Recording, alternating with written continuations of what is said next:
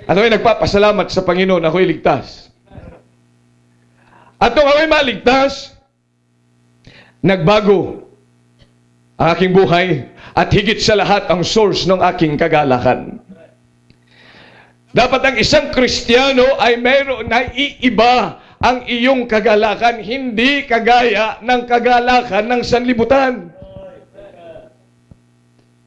So, sinasabi ko sa inyo, ang kagalakan ng tao ay iba sa hayop. Pero sa mga tao, mayroon pa rin pagkakaiba ng kagalakan between a saved and an unsaved person. Pag ikaw ay ligtas, iba na ang iyong magiging source of joy. Ang unsaved, ang kanilang kagalakan ay pang dito lamang sa lupa. Na yan ay mapaparam, na yan ay mawawala. Pero kung ikaw ay saved, are you saved? Dapat ay naiiba ang iyong source ng kagalakan. At ito ngayon ang binigyang diin ni Apostle Paul sa mga taga-Filipos.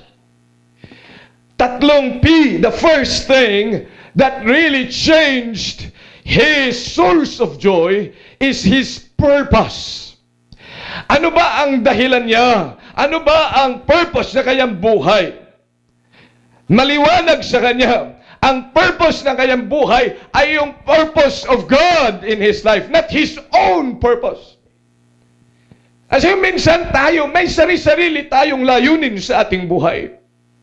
At kalimitan kapag ang ating sariling layunin ang pinaiiral natin, nagbabago ito sa panahon.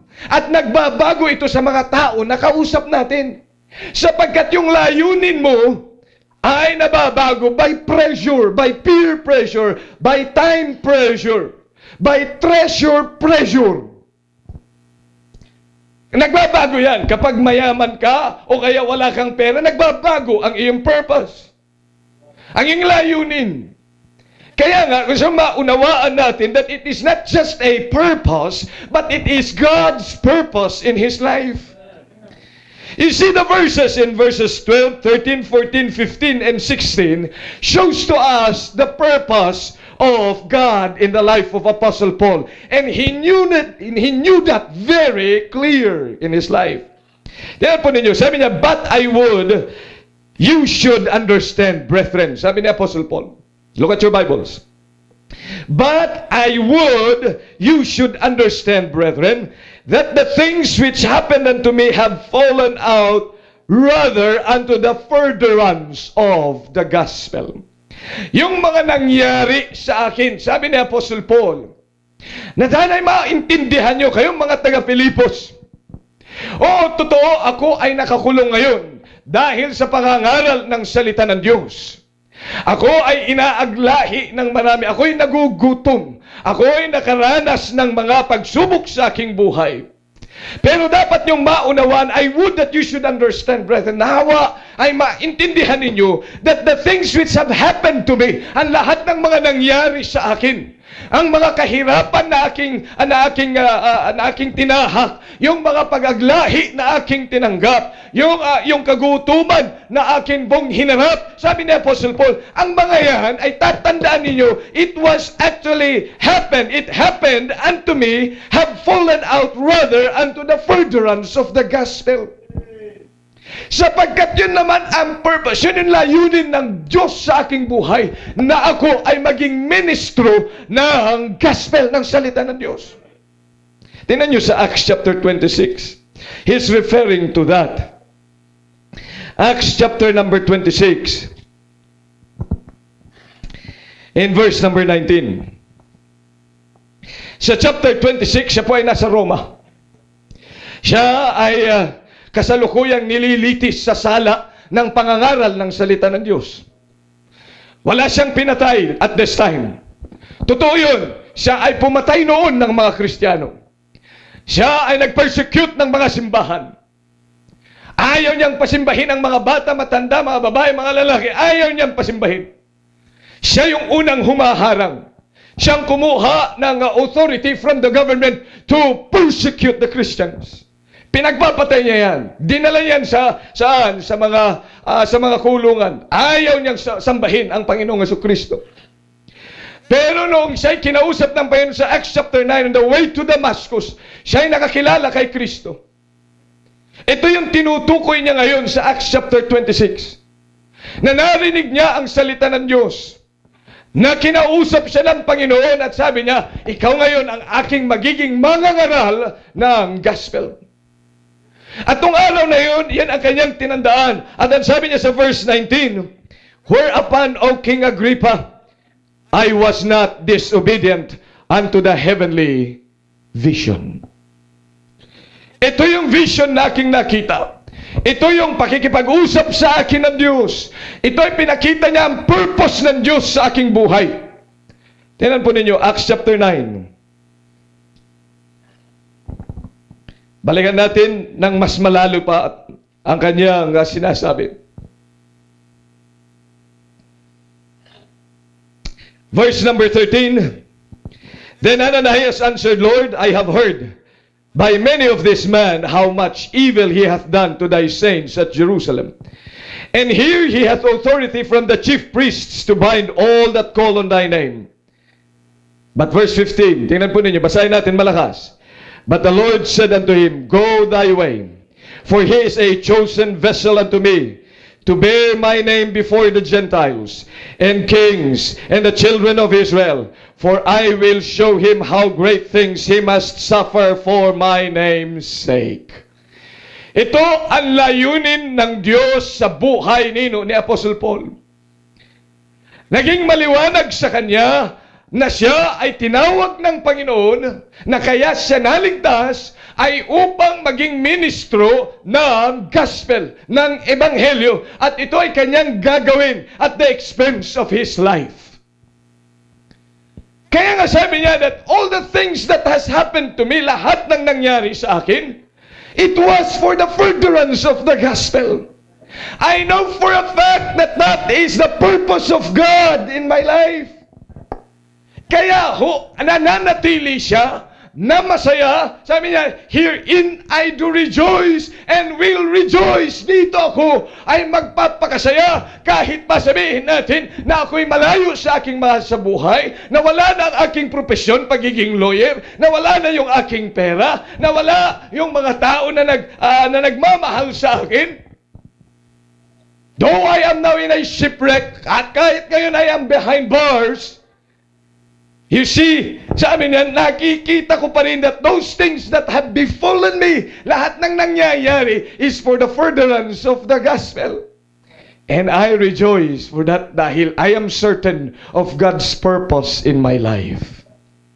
Alam, marami sa mga Kristiyano sa ating panahon ang hindi nga ho magkaroon ng contentment sa buhay. At marahil ay ikaw, sapagkat hindi mo pa nakikita ang layunin ng Diyos sa iyong buhay. At ikaw ang kaawa-awang nilalang sapagkat hindi mo makita ang layunin ng Diyos sa iyong buhay. Samantalang ikaw ay kanyang nilalang, may plano ang Diyos sa kanyang bawat nilalang, at higit sa lahat ang mga taong tumanggap kay Kristo bilang tagapagligtas. Ang purpose ng Diyos, hindi lahat ay mag full-time sa ministry. Hindi lahat, kung full-time lahat, hindi dapat full-time tayong lahat. Pero hindi naman ganun ang purpose ng Diyos sa buhay natin lahat. Hindi naman lahat ay ang purpose ng Diyos magpastor sa CBBC Los Baños. Biro mo yan, lahat magpe-preach. Time ng preaching. Lahat may mikropono. May kanya-kanyang text, lahat. Sige, tayo tayong lahat. At lahat tayo magpe-preach. Lahat naman ay, ano bang, pero tingnan po ninyo, mga kapatid. Ang sabi ng Diyos, mayroon siyang layunin sa buhay mo. Kung ikaw ay ligtas, yan ang dapat na iyong atikain at alamin sa iyong buhay. Yun ang bigyan mo ng panahon sapagkat ang layunin ng Diyos sa buhay mo ay napakahalaga at kinakailangan. You've got to be certain sapagkat alam natin ang buhay ay hindi madali, at kapag ikaw alam mo ang layunin ng Diyos sa buhay mo, kahit pa mayroong mga kahirapan, kagaya ni Apostle Paul, may mga bagay na hindi niya kayang kontrolin, the things that have befallen me.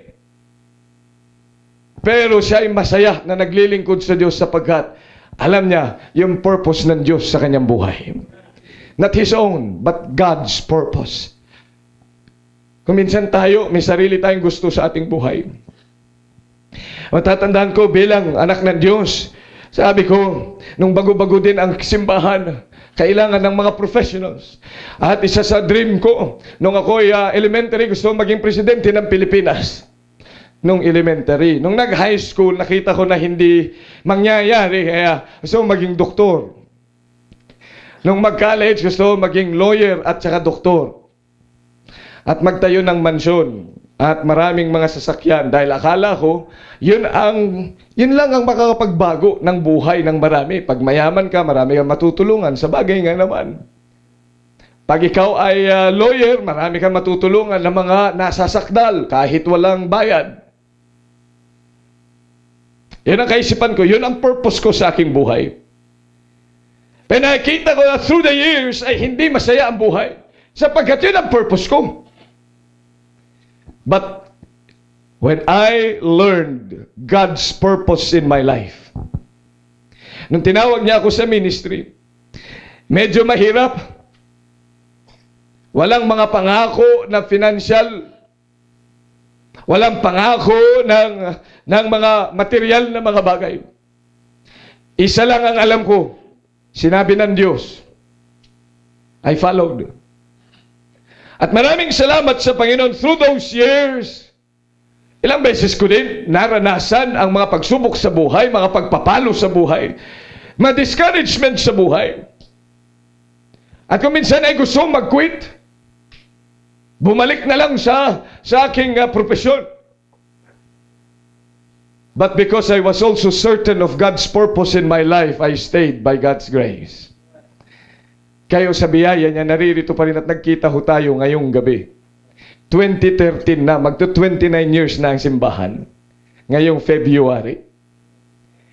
Sa panahon na mga yon ay nakita ko, if only you have God's purpose in your life and you are certain. Kaya nga kapatid, kung ngayong gabi ay hindi ka pa nakakatalos, hindi yung natitiyak ang layunin ng Diyos sa buhay mo. Oo, alam ko may layunin ka sa buhay mo. Meron kang pangarap sa buhay mo. Pero ang tanong yan ba ang gagustuhan ng Diyos sa buhay mo?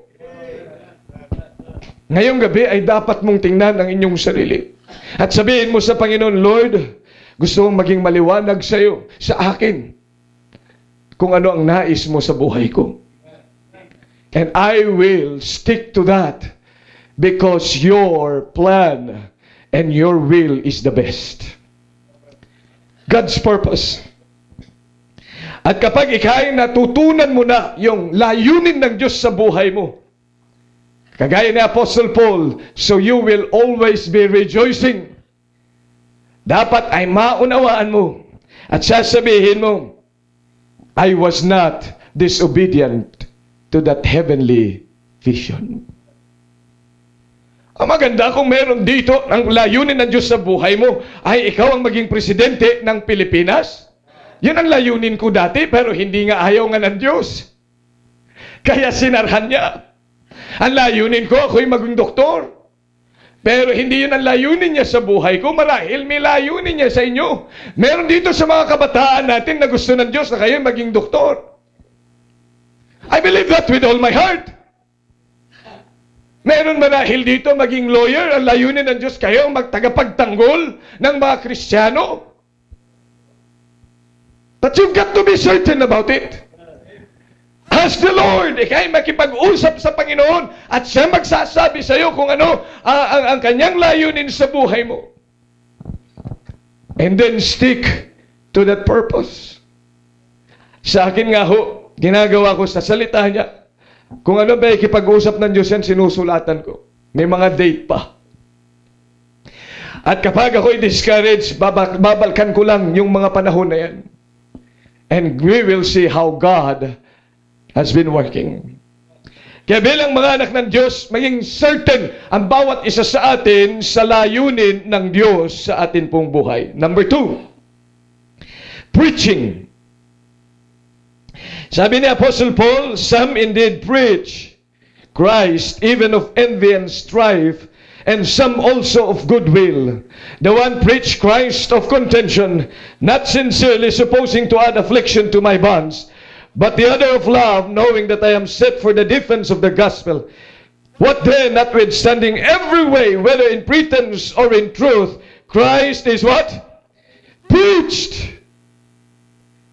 Sa Kanya ay preaching. You know, pag sinabi nating preaching, yan po ay pangangaral ng malakas ang boses. Kaya ho, ang mga ngaral ng Diyos ay nasigaw. Iba ho yung nagkukwento. Iba ho yun nung unang panahon, mga kapatid, si Lola Basyang ay naglalakad papunta sa yan ang pagkukwento. Ginagawa yan maraming mga Sunday school teachers. Sometimes the preacher does that. But the preacher preaches the Word of God. He preaches the Word of God. He cries in the wilderness. Kaya ho yung word na cry ay hindi ho yan umiyak, kundi yan ay sigaw. Kaya mga preacher ay malakas ang boses. Hindi dahil may natutulog, kundi ang preaching really is crying, shouting the Word of God. At yan po ang bagay na dapat nating maunawaan. But it's not just shouting, it's also shouting and crying the Word of God. Ang salita ng Diyos. Para marinig ng bawat isa. Para hindi natin sabihin, hindi ko alam yun eh. Hindi ko narinig. Hindi ka lang nakikinig. Ang lakas-lakas ng boses eh. May pampalakas tinig pa. Diba? Lalo na pag napatapat ka sa speak louder. Mapatapat ka dyan. Ay kundi ba naman tanggal ang iyong tutuli. Yung iba nga kung minsan nakikita, gumaganon. Di lalo kung nilalakasan. Para masanay. Sapagkat kailangan natin ng preaching. At sa totoo lang, kung ako masusunod, I'd rather have a declamation. I'd rather have an extemporaneous speech, but not preaching. Bakit ho? Sa preaching, masakit dito eh. Ang preaching, masakit yan. Ang preaching, masakit sa katawan. Ang preaching, it's about 8 hours. 1 hour of preaching is equivalent to 8 hours of hard work. Delivery pa lang ho yun. But preaching is not at all delivering. It's also preparation. Kinakailan makipagdambuno ka sa Panginoon, makipag-wrestling ka sapagkat you are going to face many faces. At kung minsan may mga mukha na matigas, may mga puso na matigas, pero may mga puso namang malambot, pero may mga pusong tulog, may mga puso na natuklaw ng ahas. Pag natuklaw ka ng ahas, wala na, hindi makagalaw. Pagkatapos mag-preach ka, sisigaw ko yung iba nakaganyan. Biro mo yan? Natuklaw nga ng ahas. Di ba, kapag ikay na-stroke, natuklaw ka, na-stroke, gusto ng isipan mo sumigaw, pero hindi ka makasigaw. Marami natutuklaw ng ahas. But you see, we need preaching, and the preacher has to preach the Word of God. Yung iba nga nagaya pa, sabi ni Apostle Paul, ginagaya-gaya lang ako kasi ngayon ako ay nandito, nakakulong, hindi ako makapag-preach ng gusto. Pero sabi niya, may nagaya. Sabi niya, the one preached Christ of contention, not sincerely. Nasigaw-sigaw din yan. Pinapakita pa kay Apostle Paul. Para baga nagpipreach siya, for God so loved the world. No, nakakulong ka dyan. Pero ano sabi ni Apostle Paul? Notwithstanding every way, whether in pretense or in truth, Christ is preached. At kung ang ipinapangaral ay ang salita ng Diyos, at kung ang isinisigaw ay ang Panginoong Kristo, ang kadakilaan ng Diyos, ang sabi niya, herein I rejoice. Dito nagpapakasaya ko, kasi sila ang boses ko. Dito I'm behind bars. I cannot speak. I cannot preach the word of God. Hindi ako makasigaw dito. Pero may sumisigaw para sa akin. Isinisigaw ang kadakilaan ng aking tagapagligtas. Isinisigaw ng kanyang kamatayan sa krus. Yun ang magliligtas sa tao. Isinisigaw, naniniwala ng buong puso. Isinisigaw nila ang kahirapan ng aking tagapagligtas.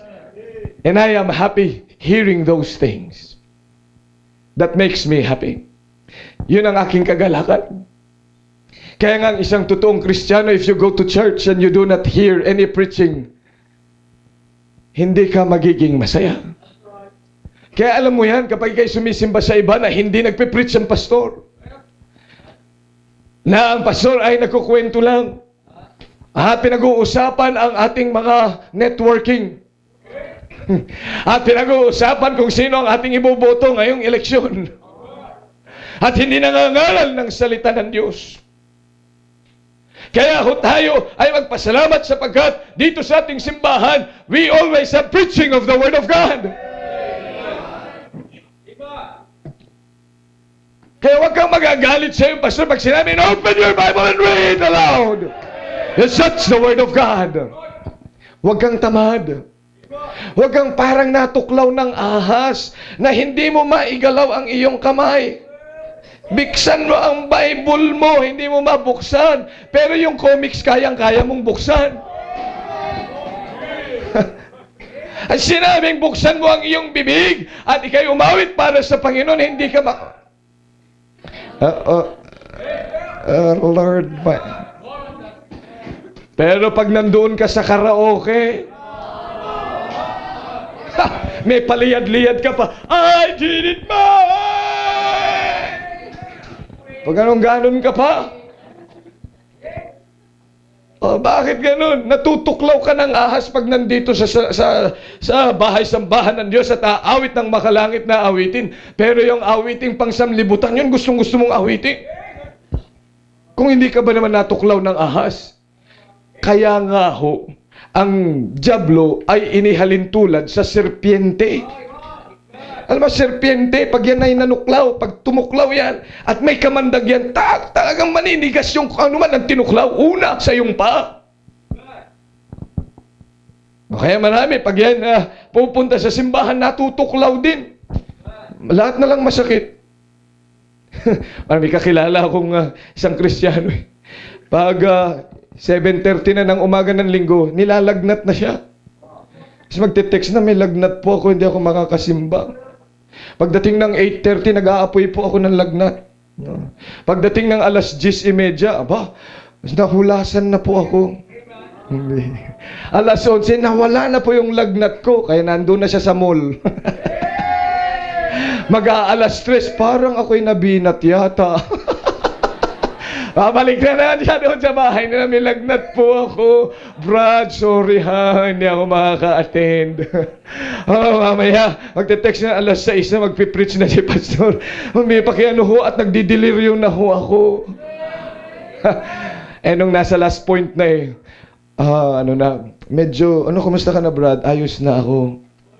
Last point na anong preaching? Kunyari pa! Ay, nako. Yung mga natuklaw ng ahas, ganun. Pero tingnan ng isang Kristiyano, ang nagpapaganda at nagbibigay ng buhay sa kanya, pag nakikinig siya, ang salita ng Diyos ay ipinapangaral. Pastor, kahit paulit-ulit, kahit nga paulit-ulit yan Ay bakit nga yung mga sini? Ano palagi nating sinasabi pag maganda? Lasang ulit! Pagkatapos, yung parehong magkasama, magkatabi pa doon sa sinihan. Paglabas nila, pinagkukwentuhan pa. Ano bang pinagkwentuhan pa? Bibili pa ng DVD, panunuorin pa sa bahay. Ulit-ulit lang. Oh, sige nga, pagkatapos ang preaching na salita ng Diyos, ayaw mong ulitin. Sino sa atin dito ang kumuha ng CD para pakinggan ulit? Silent night. Sino? Pero sino dito ang bumili na CD? Pinanunood? Kada mayroong pagkakataon nanonood. Amen? Inulit-ulit lang. Parehong-pareho. Barbie 1, Barbie 2. Cinderella. Di ba, Michael? Yung pinanonood mo, Cinderella? Paulit-ulit na. Tapos mamaya-maya, nakita mo, ginagaya na, nagsasayaw na rin siya, nagbabalay-balay na rin. Ano? Paulit-ulit lang. Mamaya, dahil sa kapapanood ng mga sine na yun, pati yung klase ng salita, ginagaya na rin. Tama? Yung salita ng sanlibutan, yun ang inilagay sa puso, sa isipan, sa bibig. Pero ang salita ng Diyos, wala siyang mai-recite. Isipin mo nga. Ay kaya pag ikay anak ng Diyos, ang kagalakan natin ay pangangaral ng salita ng Diyos sa preaching of the Word of God. Kaya alam mo ba kung bakit yan ang pinakahuli sa lahat? The preaching of the Word of God. You know why? Because that is the highlight of every service. Ang highlight ng isang totoong pagsamba ay ang pangangaral ng salita ng Diyos. Bakit kumakanta ang choir? Bakit may nagsosolo? Para iprepara ang ating puso. Para pag tayo may kinig na ng salita ng Diyos, handa yung ating puso sa salita ng Diyos. Kumbaga, yung awitin, yan ay parang, sa pagkain, yung appetizer. Hindi pa yun kasama yung menu. Yung main menu. Yung main dish. Amen? Ang main dish saan ay ang pangangaral ng salita ng Diyos. Kaya nga sa isang Kristiyano, ang ipinapanalangin niya talaga na masinsinan sa Diyos is the preaching of the Word of God. Bibigyan niya ng oras, Panginoon, magpe-preach ang aking pastor. Pero hinihiling ko na ikaw pong manguna sa kanya. Bigyan mo siya ng wisdom, bigyan mo siya ng mensahe, yung galing sa inyo. Bigyan mo siya ng katapangang ibahagi ang salita ng Diyos. Bigyan mo siya ng kalakasan. At bigyan mo rin po ako ng mapagpakumbabang puso para tanggapin ang iyong salita. At higit sa lahat, maintindihan ko po yung mensahe mo. Iyon po yung nagbibigay ng kagalakan kay Pablo. Kaya sabi niya, preach the word in season and out of season. Hindi po pwedeng kakalimutan natin ang pangangaral ng salita ng Diyos. Lagi ko sinasabi, meron tayong 10-year development plan. Gusto nating dumami ang mga tao. Gusto natin may pa-aircon ang ating auditorium. Amen? Aircon, no? Tapos padded pew. Ang sarap matulog. Lalo pag nakaupo kang ganyan. Wow. Nakapunta na ako sa isang simbahan talagang aircon. Preach talaga ako, pero walang pawis. Bakit malamig eh? Ay, yung mga kasama ko talagang nagaganyan na nakalimutan mag-jacket. Biro ba, naka-aircon tayo. Amen? Kaya lang, pag nasa aircon ka, katapos ay tutulog-tulog ka, ikawa-awa lang. Para saan yung aircon? Maigi pang mainit dahil gusing, amen. Sige. Yung mga ayaw ng aircon sa labas sa susunod. Tingnan po ninyo. Ano magpapasaya sa atin? Aircon, magandang facilities? Minsan ang pinagyayabang natin, magandang sasakyan, magandang ganito, maganda yung lugar namin, maganda yan. Dapat matutunan natin ang mas mahalin sa lahat ng bagay is the preaching of the Word of God. Dapat ang marinig sa bawat mga mananampalataya, sasabihin, you come to our church and hear the preaching of the Word of God. And God will change your life. Because in the church, it must be the Word that should be preached. And that makes us glad. Yun po yung kagalakan kailanman ay hindi maibibigay ng sanlibutan. Ang pangangaral ng kanyang salita. And then number 3, power. What is that power? Verse 19. Sabi niyan, for I know that this shall turn to my salvation through your prayer and the supply of the Spirit of Jesus Christ. The power, hindi power that is given by the electric power, o kaya yung ating pera, o kaya yung ating galing, o kaya yung ating pong sariling mga kakayanan. Hindi ho yan ang kapangyarihan na tinutukoy ng salita ng Diyos. But it is the power of the Spirit of Christ. The supply of the Spirit of Jesus Christ. Come to think of it, ano ba yung Spirito ng ating Panginoon? The Spirit of Christ to withstand all types of rejection. He made the earth and the whole universe. He came to His own, and yet His own received Him not. Ninais siyang patayin ni King Herod. At nung siya'y lumaki, at na siya nagkaroon ng tamang edad, at siya'y nangaral ng salita, he made sure he fed the poor. He healed the sick. Lahat na ginawa niya. And he gave hope to the hopeless. Pagkatapos ay ipako pa rin siya sa krus. Noon, doon sa harapan ng maraming mga tao, kasama niya si Barabas, ang sabi ni Pilato, whom should I release unto you?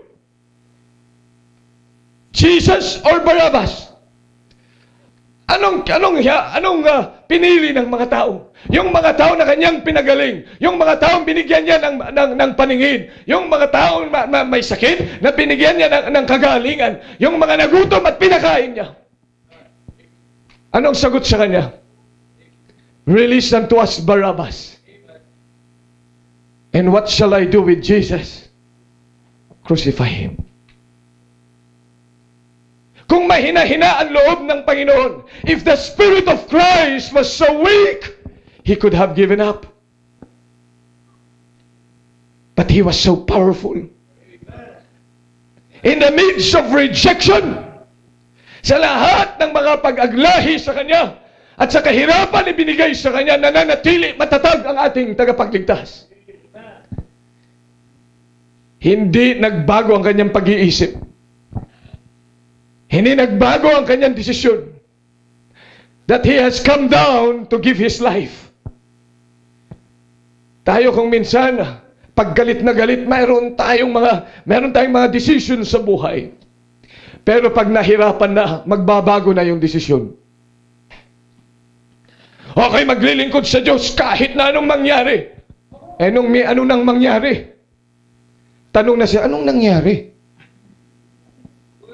Ano na nangyari? Wala ka na.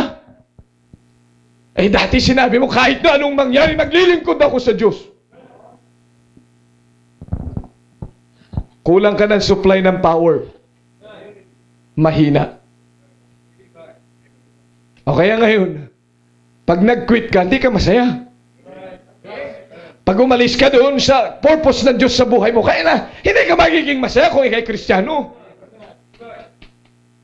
Kaya kailangan mo ng supply ng power. Sino ba ikapagbigay nyon? Ang pastor ba? Hindi ka na may bibigyan. Ang simbahan ba? Hindi ka rin kayang bigyan. There is someone who can supply you the power and the Spirit of Christ. Kailangan mo ang kapangyarihan ng Espiritu ng ating Panginoong Jesucristo. Yun ang dapat lamang nataglayin ng bawat isa sa atin, because the Spirit of Christ withstand all kinds of rejection and pressure. Sa lahat, kung titingnan natin ang pagpapahirap sa ating Panginoon, yung mga kahirapan natin, wala pa yan sa kanyang kalingkingan. And yet, his mind was still sound. Kaya nga doon sa krus, ano sabi niya? My God, why hast thou forsaken me? And then sabi niya, Father, forgive them for they know not what they do. Hindi nagbago ang kaisipan ng Panginoon sa tindi ng problema. Because He had much power. He had that supply of the power. And we need the Spirit of Christ. Tayo ma-discourage lang ng konti. Magutom ng konti. Masaktan ng konti. Tigil na. Pagkatapos naghahanap ka ng tunay na kagalakan. Ang tunay na kagalakan comes from the power of the Spirit of Christ. Have the Spirit of Christ. It is available to us. Ngayong gabi. You want to live a joyful life? Then you must have the 3 P's that Apostle Paul is talking about. Let's all stand up, please. Dakilang Diyos, maraming salamat po. Sa pagkakataong ito, ang pinagkaloob po sa amin.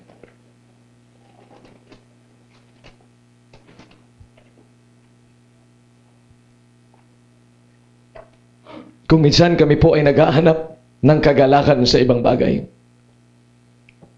na kahit kailan ay hindi nga po may pagkakalob sa amin ng sanlibutan ni ang aming sarili, ni aming mga propesyon, o ang aming mga pera, o mga kaibigan, ikaw lamang po makapagbigay nito.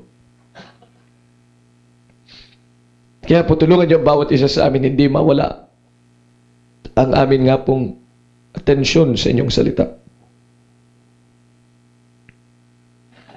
Nihiling ko po, dakilang Diyos, ikaw ang manguna sa amin. Pagpalain mo ang inyo pong mga anak naririto ngayon. Umaasa na patuloy mo siyang bibigyan ng kagalakan kahit kailan ay hindi mawawala sa amin. Mangusap ka sa invitation sa pangalan ng Jesus. Amen. Habang tinutugtog ang awiting panyaya, sa mabisita, meron pong mga lalapit sa inyong church members. Sama lang po kayo sa kanila. Kaya sa mga members ng church na ito, ba't hindi tayo lumapit sa Panginoon at dito sa altar magpasalamat? Claim the 3 P's of that Apostle Paul has. Kung hindi po paalam ang purpose ng Diyos sa buhay mo, then why don't you ask God, Lord, please help me that I may understand your purpose. Hindi yung purpose ko sa buhay, kundi yung purpose mo sa buhay ko.